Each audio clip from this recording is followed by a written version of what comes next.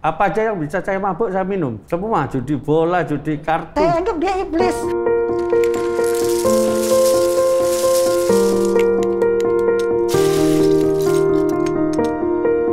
Selamat datang di Kata Hati, biarkan hati yang berkata. Kali ini saya, Yohanes Albertus, akan mengajak Anda untuk mengulik seputar kata hati dari anak manusia. Ada suatu quote yang sempat saya baca di sebuah artikel yang mengatakan, jangan sia-siakan masa mudamu sebelum penyesalan datang di masa senjamu. Nah, di samping saya sekarang sudah ada Bapak Sugiarto Lamaupe atau yang biasa disebut Pak Koko. Pak Koko, selamat siang, pagi, malam, apapun yang kita melihatnya. Selamat siang. Oke, kita mau bahas soal quote ini, Pak Koko. Jangan sia-siakan masa mudamu sebelum penyesalan datang di masa senjamu.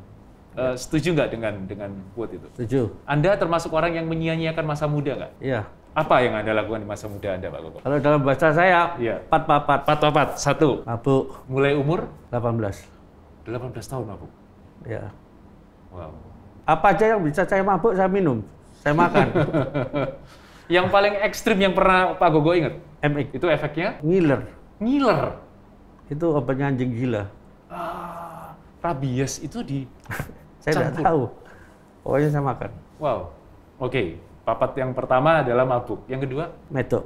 Oke. Itu sambungannya antara mabuk. Main judi. Semua, judi bola, judi kartu, judi apa aja saya. Apapun yang bisa dibuat taruhan, taruhan. Iya. Tapi hobi banget itu. Iya, sampai saya pernah bekerja di, Kasino iya, di Surabaya. Iya. Underground kasino itu pernah bekerja di situ. pernah. Oke. Dan part yang terakhir? Ngadon. Madat. Kalau kita ngomong madat ini seru nih, karena era-era Pak Gogo di masa muda itu mungkin jenis itu belum banyak. Tapi yang Anda coba itu apa-apa saja waktu itu? Ganja ya. Pertama adalah itu. Iya. Oke. Kenapa kok mencoba itu pertama? Kan Era zaman itu ganja yang lagi tren. Iya. Setelah itu naik kelas. Iya, Dumolit, Magadon, Rohypnol. Oke, buat penonton Kata Hati yang mungkin masih ada di era-era generasi milenial mungkin nggak tahu bahasa-bahasa itu adalah obat daftar G atau biasa disebut koplo ya. Iya. Sehingga zaman dulu sangat populer sekali di kalangan anak SMP dan SMA, bukan karena ampuh, tapi karena murah. Iya. Ya. Kita beli bisa satu tik itu bisa ada murah sekali, urunan sekelas atau seberapa, dan itu bisa dipakai rame-rame. Pada waktu itu nggak gampang juga, Iya. karena obat-obat tertentu yang biasanya yang disukai itu Magadon sama Yes. Rohypnol. Terus naik kelas lagi ke Waktu itu saya pernah coba heroin. sedot hidung. Saya snip. Ya, dengan berjalannya waktu. Iya. Ya, yang paling top kokain. Wow. Itu baru suntik. Snip terus. Saya anggap kalau suntik itu yang main tukang becak, karena bahannya murah, Aha. campurannya kita nggak tahu. Kalau era 80, Ya. itu kalau kita bakar di gerenjeng, Iya. itu kalau ada tisnya hitam, Ya. kita buang. Sampai sedemikian parahnya. Dan itu terikatan sampai berapa lama, Pak? Tahun 78 sampai saya berhenti tahun 2000. Ya. Hampir 22 tahun. Ya. Dan di tengah perjalanan itu, Pak Gogo akhirnya menikah. Ya menikah. Pas menikah masih pakai. Pakai dong. Tidak timbul konflik pada saat pernikahan dan Anda tetap menggunakan itu. Enggak. Dan istri Anda tenang-tenang saja. Dia nggak tahu kalau saya minum. Cukup lama berarti Anda menutupi dari istri. Ya itulah cinta. Sesuatu yang agak-agak berat juga. Tapi yang pasti kalau kita ngomong soal pat-papat itu tadi, sebenarnya kalau kita ngomong, orang lain kadang-kadang bisa mengendus loh, Pak Gogo. Perubahan tabiatnya mulai berubah, moodnya kok tiba-tiba swingnya terlalu tinggi. Istri nggak sempat curiga yang sedemikian, atau mungkin orang sekarang bilang itu kepo, menyelidikinya dan segala macam? Istri kalau suka nyelidiki, berarti uang jajannya kurang. Dia happy, kemana-mana dia bisa, ke mall, kemana, apa yang dia suka. Ya, uangnya dari kita. Jadi selama pada saat Pak Gogok itu sedang menjalankan pat-papat itu, karir masih bagus berarti? Iya, saya bekerja. Oke, dengan gaji yang cukup besar karena membuat istri akhirnya tenang karena penghasilan bulanannya bisa Dunia aman. judi, dunia narkoba, uangnya banyak pasti. Iya, iya, iya. Tapi Terus- ya nggak pernah bisa ngumpulin. Tidak sempat terendus oleh yang berwajib. Pernah, pada waktu itu tahun 82. 4 tahun ya dari awalan Anda memakai di 78 Iya. ke situ ya. Oke, terus? Awalnya ponakan bos saya ini, saya kasih ganja siang hari. Malamnya dia ke rumah jemput saya untuk saya diajak mau Bersama. beli. Ya, saya juga nggak tahu situasinya pada waktu itu. Saya ngikut, tiba-tiba di Kalisari itu digerebek Awalnya sih digerebek perkara temannya teman saya ini kongsi ini apa video BF. Oke, zaman dulu masih pakai video ya. Ya, Nyimpennya susah karena besar-besar, ya. Mulai dari yang VHS sampai yang beta ya. Digerebek karena masalah itu. Iya, tapi di situ anak-anak pakai. Waktu digerebek combo, ininya dapat, ada orang-orang yang pakai di situ. Jadi kita masuk. Dan setelah itu nggak kapok. Istilahnya kan kadang-kadang orang kalau sudah kena batunya itu kadang-kadang kapok tuh. Awalnya sih kapok. Awalnya. Ya berlanjut lagi ketemu teman-teman. Berarti bisa disimpulkan bahwa kadang-kadang komunitas itu sendiri yang membuat Anda akhirnya bangkit kembali. Istilahnya kenakalan atau kejahatan yang masa muda itu, masa lalu itu. Saya tidak pernah mau menyalahkan teman.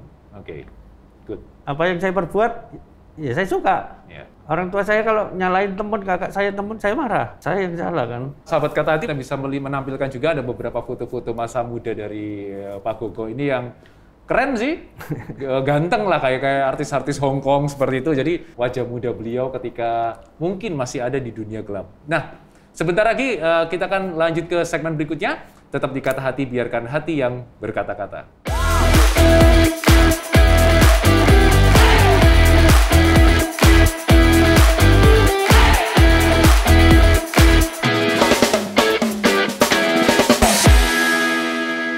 Masih di Kata Hati, biarkan hati yang berkata, masih bersama dengan saya Yohanes Albertus yang tadi sempat ngobrol dengan Pak Gogo. Dan kali ini selain Pak Gogo, kita akan hadirkan juga istri dari Pak Gogo, yaitu Ibu Eli. Bu Eli, apa kabar? Sehat? Sehat, puji Tuhan. Iya, saya ini langsung, saya nggak pakai basa-basi, saya langsung menuju ke pertanyaan. Gimana ceritanya? Awal ceritanya sampai kenal dengan sosok pribadi seorang Pak Gogo. Awalnya kami itu bertetangga. Dia di Jalan Sumbawa, saya di Raya Gubeng. Oh, deket ya? Ya. Dan tapi kami belum berkenalan. Oke. Kenalan itu sejak saya SMA di Dapena. Dia kan sering kumpul di rumah temannya di depan sekolah kami. Oke. Itu awalnya. Itu kenalan apa? Kalau biasanya kalau anak-anak laki kumpul terus ada siswi keluar kan? Wih. Ya gitu. Seperti itulah. Oh, justru di sweet itu adalah awal perkenalannya tuh? Ya, seperti itu awalnya. Diantar pulang sekolah, seperti itu. Zaman dulu ya, naik motor itu ya? Motor. Ya, oke. Dia punya motor, sehingga kami pulang sekolah, kadang ada dia diantar. Atau kadang ada teman-temannya dia, kita suka diantar pulang, atau apa seperti itu. Tapi memang Ibu Eli sendiri menyukai sosok pria yang maaf kata mungkin istilahnya bad boy gitu. Iya, nggak beraturan gitu ya, bad boy-nya ya. Kalau saya sempat lihat foto Pak Gogo sempat gondrong gitu ya? Gondrong? Sempat gondrong ya? Iya. Naik motor, itu nggak pakai helm nih diantar pulang. Nggak pakai helm, nggak ada helm dulu ya. Nah, dari situ, dari perkenalan, akhirnya pendekatan dengan diantar pulang, akhirnya pacaran? Belum. Oh, belum? Masih belum. Cukup lama berarti itu pendekatannya? Iya, sekitar 3 tahun ya. Wow. Ya karena dia kan bukan orang yang baik-baik, saya kan tahu. Kumpulannya dia siapa kan kita tahu. Jadi kita nggak bisa mengharapkan untuk apal malam minggu atau itu nggak bisa. Terserah dia, mau samperin aku, ya aku seneng, kalau enggak ya udah diam. Setelah 3 tahun pendekatan, perkenalan, akhirnya jadian. Jadian berapa lama? Sampai akhirnya memutuskan untuk ke jenjang yang lebih serius. Tahun 85 kami menikah. Oke, 85 menikah. Sebentar, sebelum menikah itu harusnya Ibu Eli udah tahu dong masa lalunya seorang Pak Gogo ini seperti apa? Sangat tahu. Kalau tahu, kenapa tidak? Kalau orang bilang itu bahaya laten ya, bahaya yang tersembunyi bahwa ini bisa lanjut terus nih. Pasti. Kenakalannya bisa lanjut terus dan bisa bikin rumah tangga juga berantakan karena kenakalan ini masih belum ditinggalkan. Kok masih bisa dijalankan terus, gimana ceritanya itu? Cinta. Oke, buat penonton Kata Hati ada 2 kalimat yang menurut saya paling klise dalam kehidupan wanita. Dari pengenalan saya yang pertama adalah ketika wanita diajak makan dan ngomongnya terserah. Makan apa? Terserah, itu klise buat saya. Dan yang kedua, kenapa masih bertahan walaupun kamu mungkin sudah disakiti? Cinta. Ya. Kayaknya klise sekali ya, Bu ya? Iya, zaman dulu juga ada cinta, sekarang pun juga ada cinta. Oke. Jadi cinta itu abadi, nggak mungkin hilang. Cuman gara-gara cinta, akhirnya segala bahaya laten itu tutup mata, dilanggar, akhirnya menikah. Saya punya Tuhan, waktu itu saya sudah mengenal Tuhan, tapi memang saya nggak aktif ya. Cuman saya tahu bahwa Tuhan itu mampu dan bisa mengubah. Oke, jadi paling nggak selain nggak pernah merasa takut. Selain nekat ada dasar iman di sini. Iya. Baik, ini juga mulai agak berat kalau kita ngomong soal seperti itu. Tapi akhirnya menikah. Sebelum menikah, apakah orang tua tidak melarang? Sangat. Karena pasti tahu kan istilahnya. Melarang, sangat. Nggak boleh. Kawin lari kah atau? Enggak, orang tuanya melamar ke tempat saya. Ya, papa saya terima dan papa saya bilang, mama saya bilang, resiko tanggung penumpang. Tanggung sendiri. Sudah tahu seperti itu, kenapa masih mau nikah dengan pemabuk, penjudi, seperti itu. Pada saat awal pernikahan, konflik muncul? Tiap hari konflik muncul. Oke, konflik-konflik apa yang biasa muncul di hari-hari awal atau bulan-bulan awal pernikahan? Mabuk. Sampai separah apa sih Bu, kalau kita ngomong mabuknya Pak Gogo ini? Oh, mabuknya dia nanti nggak pulang, tahu-tahu dia ada di pos Hansip, sudah teler di situ, nanti Hansip bawa pulang dia, Bu, Bapak mabuk, seperti itu. Hampir tiap hari berarti? Tiap hari. Dan pos kabling itu kayak spring bed berarti ya? Ya, terus nggak pulang, itu sudah biasa. Terus pulang dengan muntah, saya bilang sama dia, mbok mulai aku nggak duit sing akeh, kok nggak muntah. Itu yang sempat terlontar. Iya, muntahnya itu kan dia minum itu kan campur-campur nggak karu-karuan. Sudah minum bir, nggak tahu berkerat-kerat atau tambah XO, tambah narkoba, dumulit apa macam-macam itu kan kita kan, saya sudah tahu ganja itu sudah tahu semua. Saya memang sudah tahu resikonya, tapi saya mau sama dia. Nah ini aneh gitu. Jujur buat sahabat Kata Hati, ini sesuatu yang benar-benar aneh, yang benar-benar nggak bisa habis dipikir. Kalau Anda perlu tahu bahwa seorang Ibu Eli ini adalah seorang sarjana psikologi.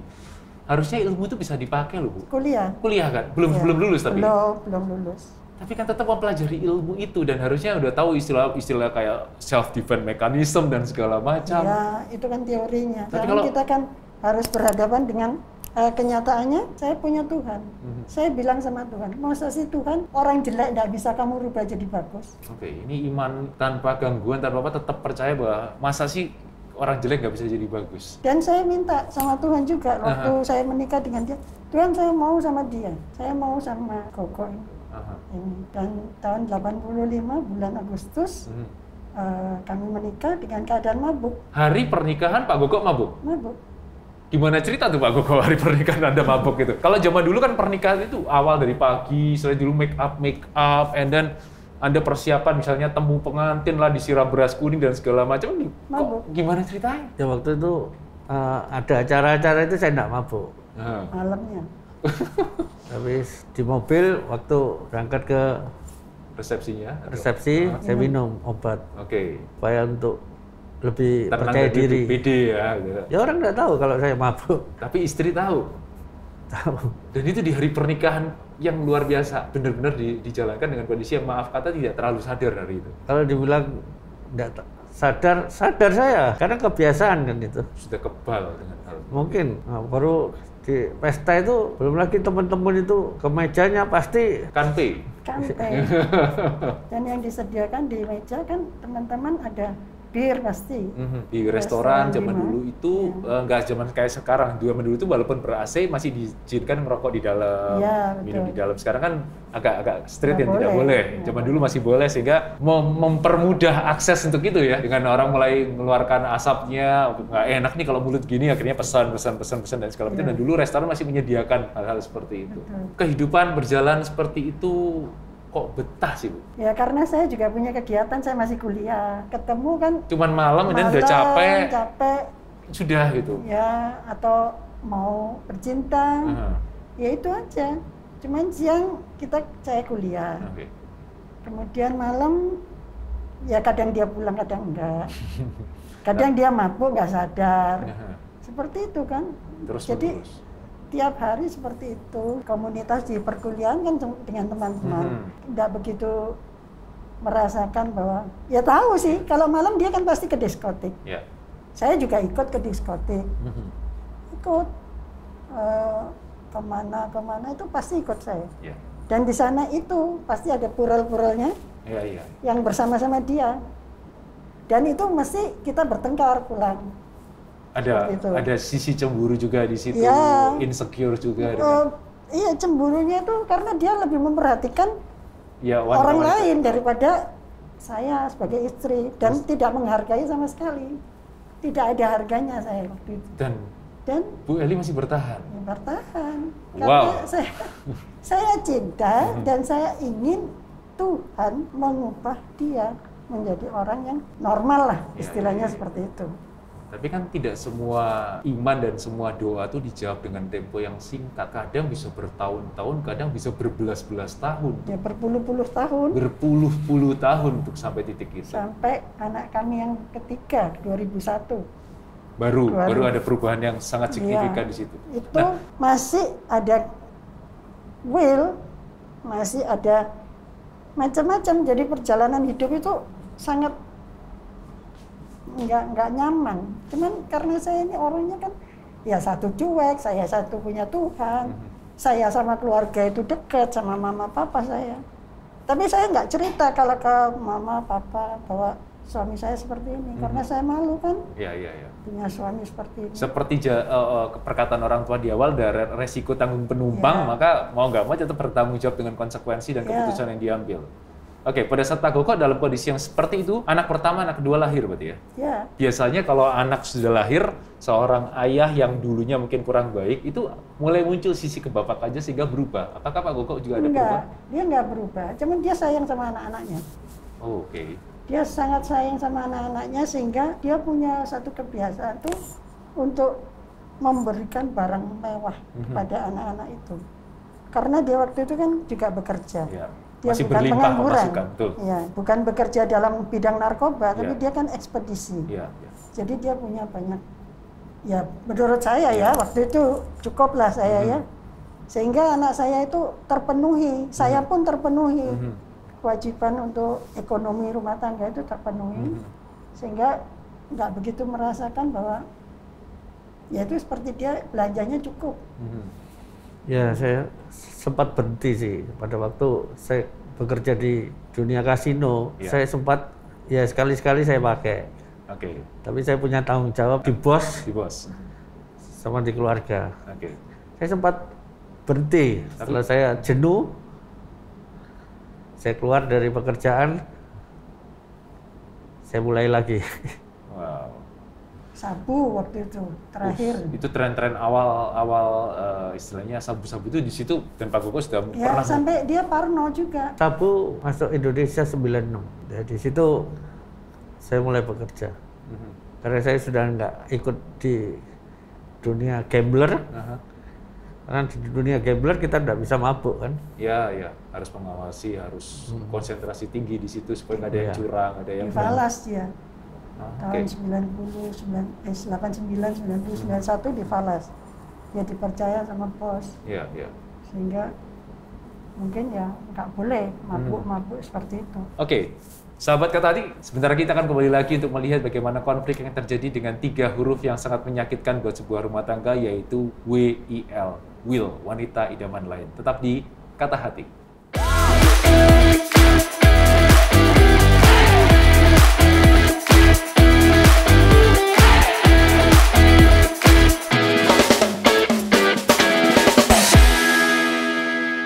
Masih di Kata Hati, biarkan hati yang berkata. Dan kalau sahabat Kata Hati semua terberkati atau suka dengan tayangan kita, Anda boleh komen, boleh like, boleh subscribe, dan terlebih Anda boleh share materi kita ini ke sosial media Anda untuk bisa mendapatkan juga orang-orang yang terberkati juga oleh hal-hal yang kita ceritakan, hal-hal yang banyak terjadi di sekitaran kita, termasuk juga bagaimana kita bisa menemukan solusi dari masalah-masalah yang ada.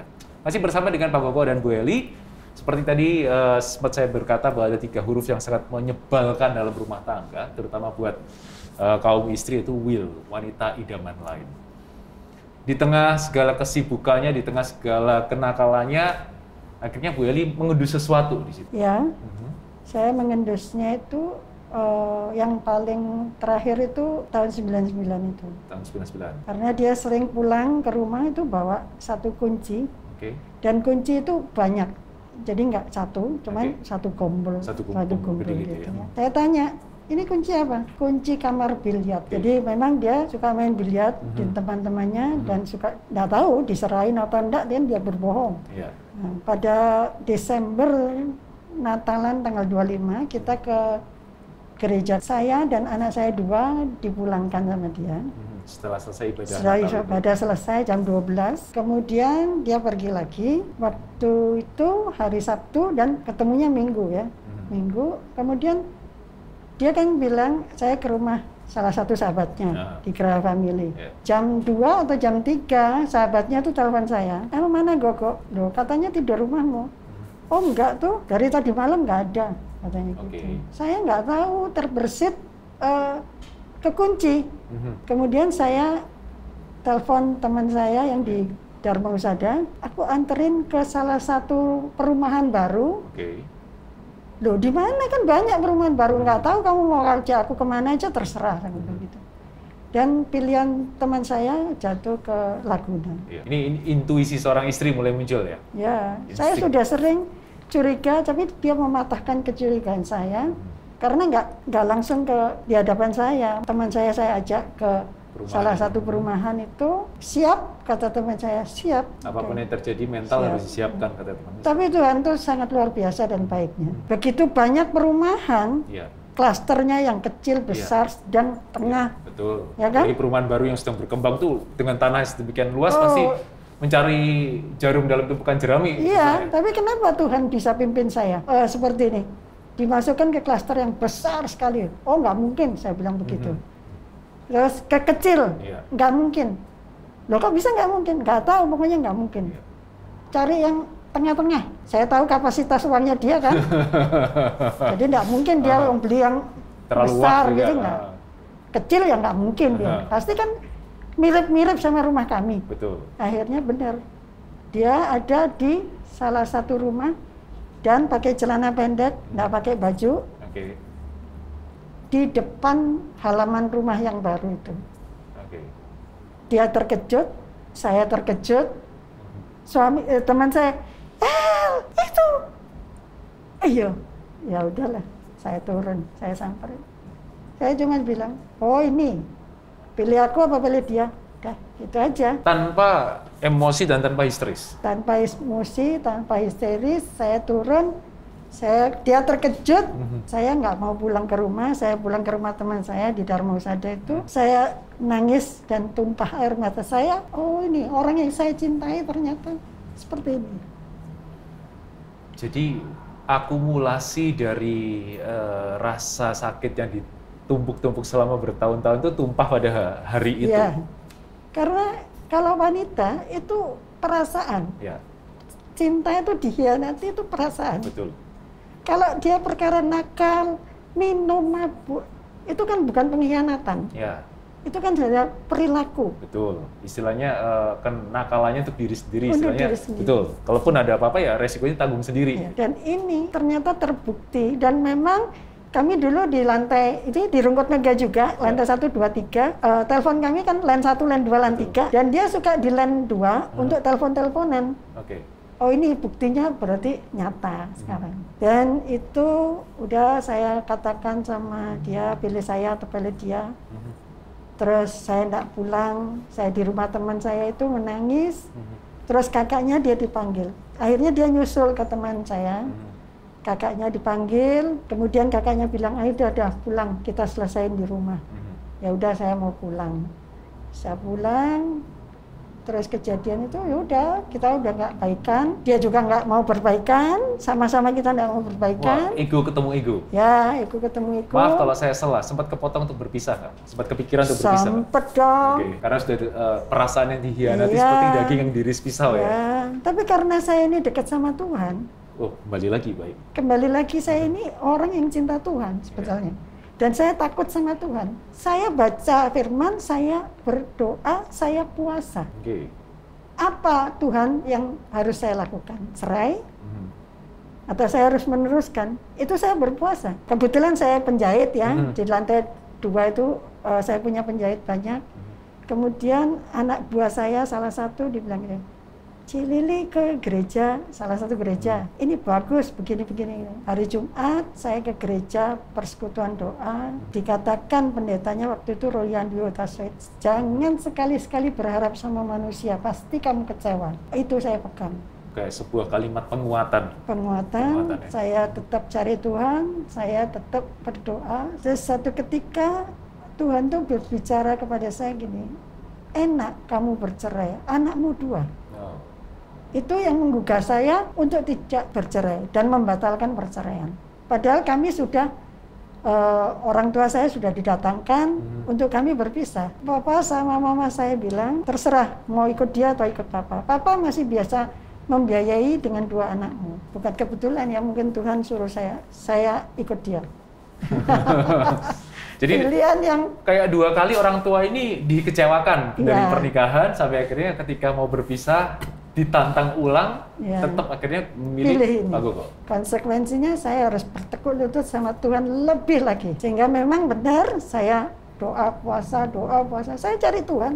Saya enggak kelari kemana-mana, ke diskotik, balas dendam atau apa, saya enggak lakukan itu. Saya cari Tuhan, saya ke gereja, saya tetap. Setiap saya bertemu dengan dia, saya tengking, saya bilang gini, masa saya kalah sama iblis?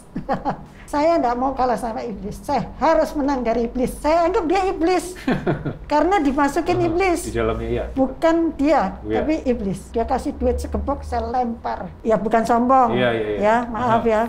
Kan suami itu kalau istrinya dikasih duit, biar diam, seperti itu kan. Tapi saya enggak mau, saya lempar. Saya di lantai 3, saya lempar uangnya. Handphone saya lempar. Jadi pertengkaran itu tiap hari, nggak ada selesainya. Sampai 2008, 2009, 2010, 2011, 2012 sudah saya nggak begitu banyak cekcok. Tahun 2000 itu dia bertobat, dia ketemu Tuhan sendiri, dia merespon panggilan Tuhan. Tuhan itu luar biasa. Bukan saya yang mengubah dia, tapi Tuhan sendiri yang mengubah dia. Dan akhirnya dia meninggalkan pekerjaannya, dia yang macam-macam tidak karu-karuan. Kita kerja jualan pisang. Dari nol menangis air mata, nggak punya uang sama sekali. Dulu uang segepok bisa dilemparkan, sekarang uang receh dikumpulkan. Iya, tetesan air mata hari lepas hari. Kami tidak minta bantuan dari mana-mana. Kami berdua dari nol. Sampai akhirnya Tuhan naikkan. Dia semakin hari semakin cinta Tuhan. Semakin tahu bahwa Tuhan itu sayang sama dia. Dia semakin cinta Tuhan. Saya yang enak sekarang. Saya menuai hasilnya. Pekerjaan dia enggak gengsi lagi. Dulu gengsi. Sekarang jualan pisang. Enggak gengsi, mau susah, mau soro, seperti itu. Terjadi perubahan yang sedemikian drastis dibandingkan masalah. Tuhan itu luar biasa. Jadi kalau dikatakan bahwa itu usaha saya, bukan. Saya tidak punya usaha, saya hanya berdoa sama Tuhan Yesus saya. Sahabat Kata Hati, mungkin kita melihat bagaimana perjuangan Ibu Eli mulai dari beliau berdoa, berpuasa, dan segala macam. Tapi saya pengen tahu, Pak Gogo, pada saat Ibu Eli istilahnya berserah sedemikian total, bagaimana ceritanya Anda akhirnya bisa berubah? Karena kan perjuangan ini cuma dilakukan satu pihak nih. Anda mungkin masih melakukan aktivitas Anda seperti biasa, tapi gimana ceritanya Anda bisa mendapatkan pencerahan itu? Ya, saya nyadari luka batin itu sulit untuk diobati. Jadi kalau bertengkar saya diam. Kalau saya baca di firman itu keluarga nomor 1. Dan luka batin itu kalau bertengkar pasti keluar. Kata-kata yang dulu yang diingat-ingat itu sampai saya bosen. Wanita itu sangat jago sekali mengingat kapan tepatnya Anda bersalah ya. Kapan tepatnya supaya tanggal dan jamnya itu masih bisa dihafalkan sedemikian luar biasa. Dan kata-kata itu menyakitkan bagi saya. Karena orang laki kalau sudah ya sudah toh. Tapi saya juga nyadari bahwa luka batin itu sulit untuk nggak bisa diobati sama manusia. Yang bisa mengobati cuma Tuhan. Saya terima 2016. Itu Tuhan memang ubah kan. Istri dulu kalau lihat di gambar, istri saya cantik kan? Cantik. Tapi setelah susah, jadi jelek. Itu memang masalah demi masalah yang tertumpuk itu ternyata mengefek juga dengan fisik seorang istri. Sehingga ketika sebuah keluarga melihat kok seperti ini, akhirnya pakai jalan instan, pakai operasi dan segala macam. Padahal aslinya harusnya memperbaiki batin ya. Lebih ke memperbaiki batin. Batinnya bisa diperbaiki, maka fisiknya pun akan timbul kecantikan alaminya. Saya cuma ngaku sama Tuhan gitu aja. Tuhan ampuni saya, yang membuat istriku jelek aku, yang salah aku, pulihkan Tuhan. Jangankan teman, keluarga dekat bilang, bojomu kok tambah elek, kamu apakan? Saya tahu sakit batin. Setelah saya ngaku sama Tuhan, 2016, Tuhan pulihkan. Dulu kalau saya lihat istri saya, kok jelek Tuhan. Jujur deh, dunia malam itu kan ceweknya kan betul cantik-cantik ya. Baik pakai bedak beneran maupun bedak-bedak yang dikasih oleh oknum tertentu membuat kecantikan semakin menyala di kegelapan. Ya puji Tuhan, Tuhan sangat sayang sama saya. Jadi itu yang harus saya jaga. Kalau tadi saya lihat cerita Pak Gogo waktu sebelum 2016 itu Bu Eli masih cuma sekedar memaafkan beliau, tapi belum melupakan. Akhirnya gimana caranya bisa memaafkan, melupakan, sekaligus menerima kembali tanpa mengungkit-ungkit masa lalu? Kalau saya mengungkit, saya terus dera dia dengan perkataan-perkataan, nggak tambah sembuh, nanti dia akan lari. Dan saya lihat perubahannya dia juga, dia semakin cinta sama Tuhan, jadi ada bukti. Kalau sekarang, kalau saya nggak ada bukti, saya akan terus-menerus kata-kata itu bohong. Menghakimi terus. Kamu di depan orang baik, tapi di rumah seperti ini.